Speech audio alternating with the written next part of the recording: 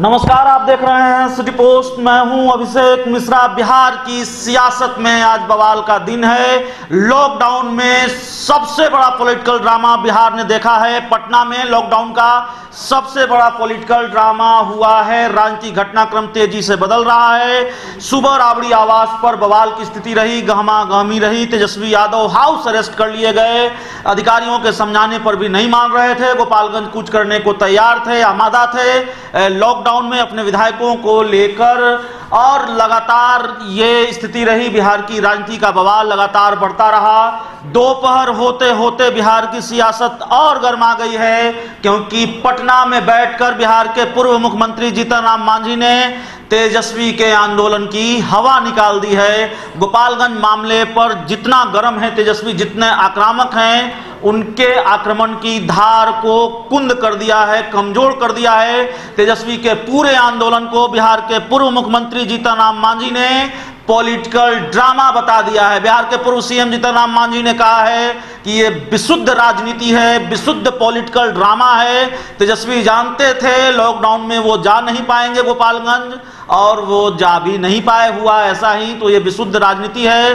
तेजस्वी अपने जिन सलाहकारों से घिरे हैं, उन सलाहकारों ने उनकी फजीहत कर दी है, और यही वजह है कि अब तेजस्वी गोपालगंज नहीं जा पाए हैं। महागठबंधन के सहयोगियों से राय लेते, मुझसे पूछते तो हम उनको सलाह देते। अरे गोपालगंज नहीं जा सकते थे, राजभवन जाते, दूसरी जगहों पर जाते। बिहार में सिर्फ गोपालगंज का मामला नहीं है, हाल में कई घटनाएं सामने आई हैं।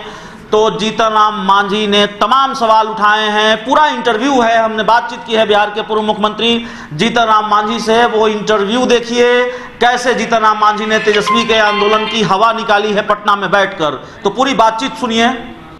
नमस्कार, आप देख रहे हैं सिटी पोस्ट लाइव। बिहार की राजनीति के लिए आज बवाल का दिन है। सुबह से बिहार की सियासी हलचल बढ़ी हुई है, और वैसे बिहार की सियासी हलचल पिछले कई दिनों से बढ़ी हुई है। हमारे साथ बिहार के पूर्व मुख्यमंत्री जीतन राम मांझी जी हैं। हम उनसे बात करेंगे और समझने की कोशिश करेंगे, क्योंकि एक तरफ आज राबड़ी आवास के बाहर काफ़ी गहमा-गहमी का माहौल रहा, बवाल की स्थिति रही। दूसरी तरफ बिहार के पूर्व मुख्यमंत्री जीतन राम मांझी जी के घर पर भी हलचल रही। जो पार्टी के नेता हैं उनके साथ मीटिंग हुई है वीडियो कॉन्फ्रेंसिंग के जरिए। तो वो तमाम सवाल हैं, और मीटिंग खत्म होते होते एक बड़ा बयान आ गया है, तो उन सवालों पर बातचीत करेंगे। सर, शुरुआत तो तेजस्वी यादव जी का जो आंदोलन है, या फिर गोपालगंज कूच करने की जो तैयारी थी, या जो ये पूरा मामला है गोपालगंज का, उससे ही करेंगे। और क्या लगता है, इसको किस तरीके से देखते हैं, क्योंकि ये वो दौर है। ठीक है, ऐसी तस्वीरें बिहार ने पहले भी देखी है। आप लोग सड़क पर उतरते रहे हैं संविधान बचाने के नाम पर, देश बचाने के नाम पर, लेकिन ये दौर दूसरा है। पटना वो इलाका है जहां कोरोना संक्रमण के मामले सबसे ज़्यादा हैं, और उसमें इस तरह का बवाल, इस तरह की स्थिति, तो उसको लेकर भी सवाल उठ रहे हैं। और एक बयान आपकी पार्टी की ओर से भी आया है, तो उसका जिक्र बाद में करेंगे। लेकिन आज जो सियासी बवाल हुआ है, तेजस्वी यादव गोपालगंज जा रहे थे विधायकों को लेकर, उसको किस तरीके से देखते हैं? हमारा ये कहना है कि तेजस्वी प्रसाद इतना अनभिज्ञ नहीं थे या हैं कि कोरोना के दरमियान जब लॉकडाउन हो गया है, वैसी परिस्थिति में बिना परमिशन के वो गोपालगंज जा सकते हैं कि नहीं जा सकते हैं, ये जानकारी उनको है। वैसी परिस्थिति में डिक्लेयर करना कि हम जाएंगे, ये साबित करता है कि कहीं न कहीं इसमें राजनीतिक उलझन है। तो इस चीज़ को हम यही कहना चाहते हैं कि अगर नहीं जानकारी है या किसी ने नहीं बताया, तो फिर हमारी बात यही है कि अगर महागठबंधन के जो घटक दल हैं उनसे अगर राय लेते, तो शायद आज जो परिस्थिति आ रही है, एक ही घटना को लेकर के चलने का, हम लोग सैकड़ों घटनाएं यहाँ घट रही है, उसको लेकर के अगर चलते, तो निश्चित रूप में हम लोग अगर गोपालगंज नहीं जा पाते, दूसरे जगहों में नहीं जा पाते, गवर्नर साहब के यहाँ तो जाते ही मेमोरेंडम दे करके और अपनी बात को हम लोग बिहार सरकार और भारत सरकार के नज़रों में दे सकते थे। लेकिन ये न करके सिर्फ ये शो करना कि हम ऐसा किया तो हमने लॉ एंड ऑर्डर के खिलाफ बात कर रहे हैं। और लॉ एंड ऑर्डर के खिलाफ आप बात कर रहे हैं, तो गोपालगंज में ही घटना न घटी है, गया में सिंधुआरी में भी घटना घटी है, और सब जगहों में रेप की घटनाएँ हुई है। वो सबको भी सम्मिलित करना चाहिए। लॉकडाउन की स्थिति में तेजस्वी यादव ने जो गोपालगंज जाने का फैसला किया उसको आप विशुद्ध पॉलिटिकल ड्रामा इसलिए बता रहे हैं क्योंकि आप ये कह रहे हैं कि तेजस्वी यादव भी जानते थे जाने की इजाज़त नहीं मिलेगी, ना तो पटना से ही मिलेगी ना गोपालगंज में प्रवेश करने की इजाज़त मिलेगी, हुआ भी वही है। दूसरी बात आप ये कह रहे हैं कि अगर आपसे राय ली गई होती, महागठबंधन के दूसरे सहयोगियों से राय ली गई होती तो ये स्थिति नहीं होती। तो तेजस्वी यादव ने गोपालगंज कूच करने का जो फैसला लिया, जो ऐलान किया, उससे उनकी ही फजीयत बढ़ी है, ये आप कह रहे हैं गलत सलाहकारों की वजह से। एकदम गलत सलाहकारों के वजह से ये घटना घटी है। अगर अन्य घटक दल के लोगों से बात करते तो जरूर इसका दूसरा रूप होता। तो जल्दी जल्दी दो सवाल हम पूछेंगे, हम जानते हैं सर आप व्यस्त हैं आज। हमारा एक सवाल यह भी है कि आपकी पार्टी की ओर से यह भी कहा गया है कि एक तरफ ये जातीय गोलबंदी की कोशिश है, जो बयान आया है, आपकी पार्टी के प्रवक्ता हैं और कुल मिलाकर बात आप भी वही कह रहे हैं। तो सवाल ये उठता है सर कि क्या जिस तरीके से खबरें आती रही हैं और लगातार हम लोग भी ये सवाल पूछते रहे हैं, आप भी कह रहे हैं कि एक साथ होना चाहिए था, राजभवन जाना चाहिए था तो साथ जाना चाहिए था, अब भी बिखराव वाली स्थिति ही है सर, बिल्कुल कम्युनिकेशन गैप है और जिस तरह से आप कहते रहे हैं बातचीत होनी चाहिए, कोऑर्डिनेशन कमेटी बननी चाहिए, वो डिमांड अभी पूरी होती नज़र नहीं आ रही। गलत सलाहकार के चलते ऐसा निर्णय हो रहा है। लोग सोचते होंगे कि इससे पॉलिटिकल माइलेज मिलेगा, इसलिए उन लोगों ने सलाह दिया, हालांकि कि ये उचित सलाह नहीं है।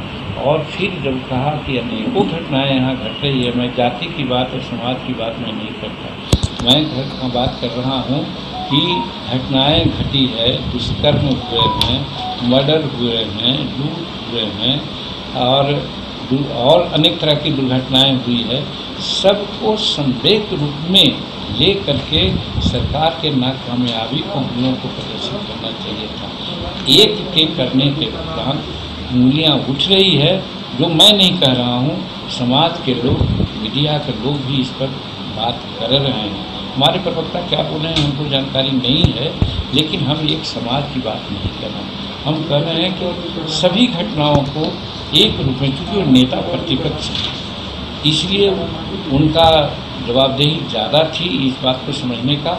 और यदि सबकी राय लेते तो जरूर हम लोग राय देते कि आप अन्य समस्याओं को भी सामने लाइए और अमुक जगह मार्च के बजाय हम लोग गवर्नर के यहाँ मार्च करते, उनको हम लोग देते अपना स्मारक पत्र और उनके माध्यम से बिहार सरकार को भारत सरकार के संज्ञान में सरकार। एक आखिरी सवाल है आपसे, आपने यह भी कहा है कि तेजस्वी यादव को सब लोगों के साथ जाना चाहिए था, या फिर जो तमाम बातें आप कर रहे हैं सर, क्या बिहार चुनावी मोड में चला गया है और ये सब कुछ जो हो रहा है, अचानक परिस्थितियां बदली हैं। आप भी लॉकडाउन के दौरान आपका जो पैतृक गांव है महाकार में थे, उपेंद्र कुशवाहा अपने पैतृक गांव में थे, तेजस्वी यादव लॉकडाउन में तकरीबन 50 दिन बाहर रहे और अचानक बिहार में राजनीतिक गतिविधियां, पटना में हलचल तेज हो गई, आप भी पटना में हैं, उपेंद्र कुशवाहा पटना में धरने पर बैठते हैं और आज जो पॉलिटिकल ड्रामा दिखा है,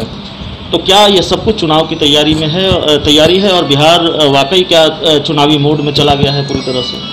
देखिए, सत्ता पक्ष के लोग षड्यंत्र करके विरोधी दल के लोग को काम करने का मौका न मिले, ऐसी व्यवस्था उन्होंने कर रखी।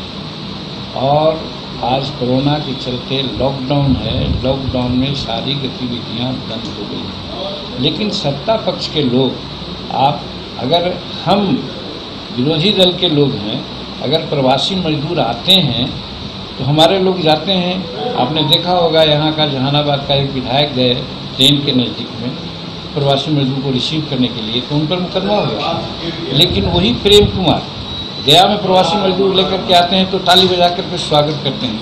ये कौन राजनीति है? इसका मतलब है कि सत्ता पक्ष के लोग सारा काम अपना कर रहे हैं, उनके दिमाग में ये बात बनी हुई है कि विरोधी दल के लोग आवाज़ न उठावें, इस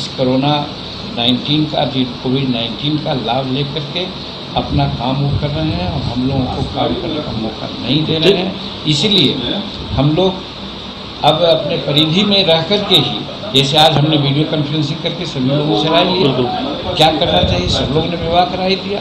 इसी तरह से आगे भी हम लोग काम करेंगे और हमको उम्मीद है कि 31 मई के बाद शायद पॉलिटिकल गतिविधि अपनाने का भी छूट मिले। अगर ऐसा होगा तो कम से कम 1 महीना हम लोग काम करेंगे, फिर वर्षा ऋतु आ जाएगा, उसके बाद फिर जैसा होगा। तो आपने सुना, ये पूरा इंटरव्यू आपने देख लिया है। बातचीत हुई है बिहार के पूर्व सीएम जीतन राम मांझी से और इस बातचीत से स्पष्ट है कि महागठबंधन बिखराव की ओर है। ये तस्वीर लगातार दिख रही है, महागठबंधन टूट की ओर है, टूट गया है। औपचारिक ऐलान बाकी है, ऐसा भी कहें तो कोई बड़ी बात नहीं होगी, क्योंकि एक तरफ तेजस्वी यादव आंदोलन करते हैं और दूसरी तरफ तेजस्वी के घर के चंद कदमों की दूरी पर बैठकर जीतन राम मांझी उनके आंदोलन की हवा निकाल देते हैं। उन्होंने यह भी कहा है, जिस तरीके से आज जीतन राम मांझी ने बयान दिया है उससे स्पष्ट है, राजभवन भी गए थे तेजस्वी, सुबह प्रेस कॉन्फ्रेंस की थी, लेकिन इस पूरे फ्रेम में न तो कहीं जीतन राम मांझी दिखे, न कहीं कांग्रेस दिखी, न कहीं उपेंद्र कुशवाहा दिखे, न कहीं मुकेश सहनी दिखे। इस पूरी जो सियासत है, पूरी जो पॉलिटिक्स है, उसके फ्रेम में कहीं नजर नहीं, सिर्फ आरजेडी और तेजस्वी यादव और उसके नेता नजर आ रहे थे। तो अब जीतन राम मांझी ने उनकी आंदोलन की जो हवा निकाली है वो हमने आपको दिखा दिया है, बता दिया है। बिहार की राजनीति गर्माहट और बढ़ेगी, महागठबंधन बिखराव की ओर बढ़ रहा है। जीतन राम मांझी हवा निकालने पर आमादा हैं, तेजस्वी के आंदोलन की धार को कुंद करने पर आमादा हैं। ये भूला नहीं जाना चाहिए कि अब तक महागठबंधन के टूटने का औपचारिक ऐलान नहीं हुआ है।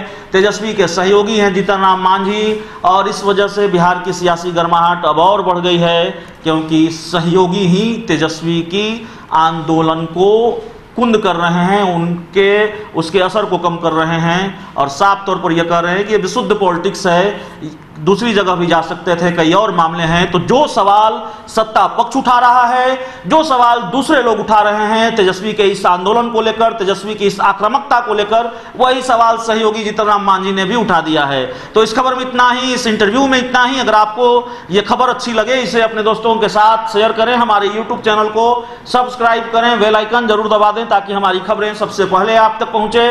प्यार, समर्थन और सहयोग के लिए बहुत बहुत धन्यवाद।